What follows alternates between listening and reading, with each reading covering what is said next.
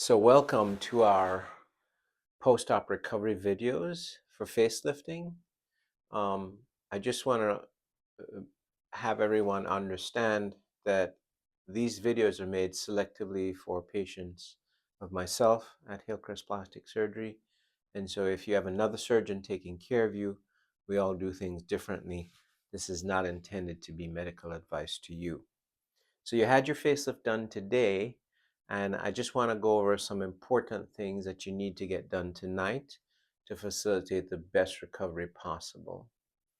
So if you've had your eyelids done, your brows, or laser resurfacing or fat grafting, I'll touch on that as well.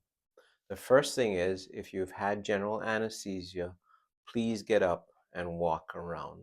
That is very important with respect to preventing clots in your legs. Again, if you've had general anesthesia, please get up and walk around at least 3 times tonight for about 10 minutes each time.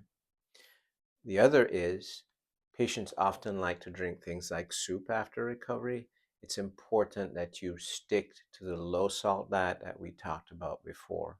The stuff you're eating tonight is very important because it could potentially make you very swollen over the next 3 to 5 days when you'll see more of these videos going through your recovery. So limit your salt. If you've had a facelift, you should have your protective soft collar. Let me remind you, that's intended so that you don't move your neck too much and disrupt the suture line behind your ear. You will also have a wrap in place, which we will replace when we see you in the morning with a facelift garment. Again, that collar is important, as we talked about before surgery, to minimize your neck movements and keep your neck in neutral position as much as possible. Next on our list is if you've had fat grafting. So fat grafting, as we talked about, will make the face quite swollen post-op. Sometimes your eyes will be swollen, even if we didn't do your eyelids. That's all secondary to the fat grafting, so don't be too concerned with that. If we have done your eyelids, you can gently place a little bit of ice on the upper and lower eyelids, but do not ice the areas that have been fat grafted.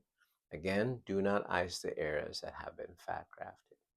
Tonight, you may place ice packs on the outside of your dressings, and that may be for at least 20 minutes out of each hour until you go to sleep.